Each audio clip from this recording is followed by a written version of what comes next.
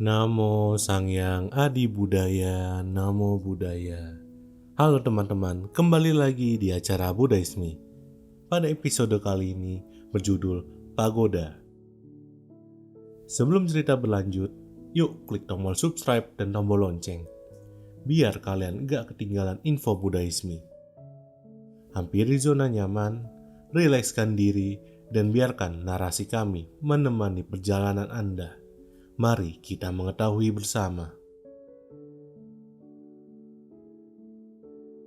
Saat kalimat pagoda disebut, apa yang terlintas dalam benak kalian? Teman-teman Budaisme pasti mikir menara menjulang dengan banyak atap yang teman-teman sering lihat di Jepang, Korea Selatan, Tiongkok, dan Indonesia.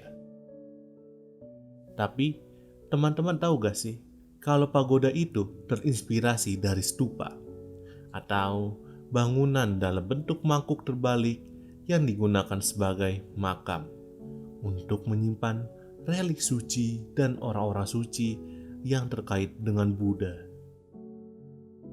Secara etimologi, asal kata pagoda itu sendiri masih sangatlah samar. Namun, ahli dari Tiongkok, Liang Xicheng, menyatakan pagoda berasal dari kata pa atau 8 ko bersudut ta, menara yang bermakna menara dengan 8 sudut. Pagoda terinspirasi dari stupa, sehingga padanan kata yang tepat untuk menyebut pagoda adalah ta, yang berarti makam tanah. Riwayat dari pagoda dapat dilacak ke India, di mana fungsi pagoda adalah untuk menyimpan sisa-sisa tubuh fisik Buddha yang telah dikremasi. Sisa tubuhnya ini menjadi bulir-bulir yang tak dapat dipecahkan, yang disebut sarira dan dalam bahasa Indonesia dikenal dengan relik. Setelahnya, pagoda digunakan untuk menyimpan sisa-sisa jasad tubuh biksu atau biksuni dan berbagai peninggalan Buddha yang disucikan.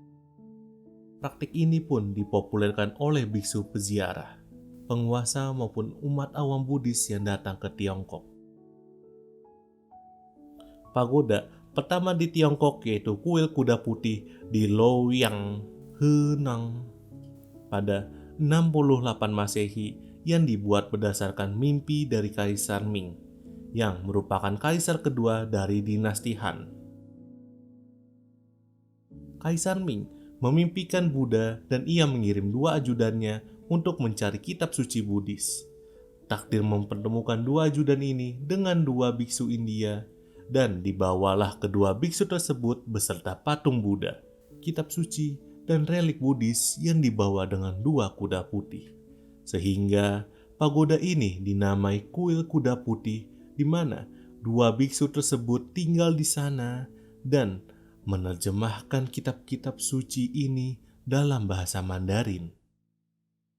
Momentum ini menjadi etape krusial bagi penyebaran Buddhisme dan pagoda di Tiongkok, karena setelah pembangunan kuil kuda putih ini, Bodhidharma yang dikenal sebagai pendiri aliran Zen, Dhyana, Chan, datang ke Tiongkok pada abad ke-5 dan menyebarkan agama Buddha ke berbagai negara. Meskipun pagoda terinspirasi dari stupa, arsitektur dari pagoda itu sendiri telah terintegrasi dengan arsitektur dan budaya tradisional Tiongkok. Maka dari itu desain stupa di India dan pagoda di Tiongkok berbeda jauh. Meskipun keduanya memiliki peran fungsi awal yang sama, tetapi baik stupa, pagoda, maupun ta merujuk pada hal yang sama.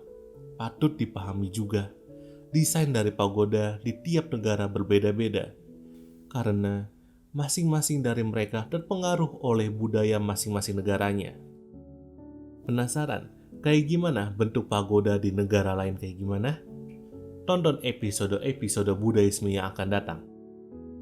Sesuai dengan padanan kata pagoda, fungsi awal dari pagoda adalah menyimpan relik dan tulisan suci. Meskipun demikian, sekarang pagoda telah mengalami pergeseran fungsi, di mana pagoda berfungsi sebagai tempat ibadah Tridharma, yaitu agama Buddha, Konghucu, dan Taoisme.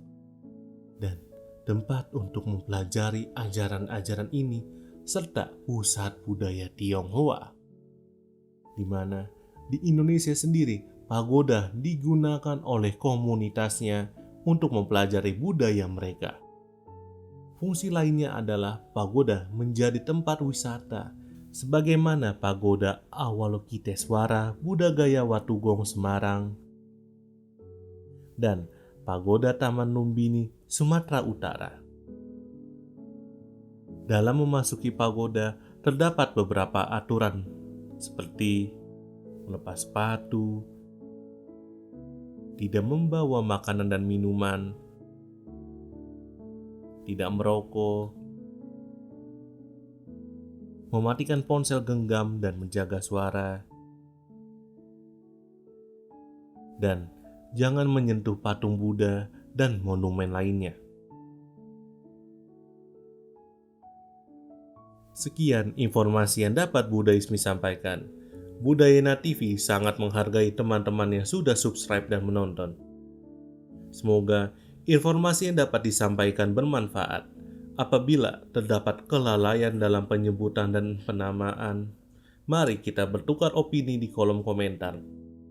Jangan lupa bangga mengetahui bersama. Namo Sang Hyang Adi Budaya, Namo Buddhaya.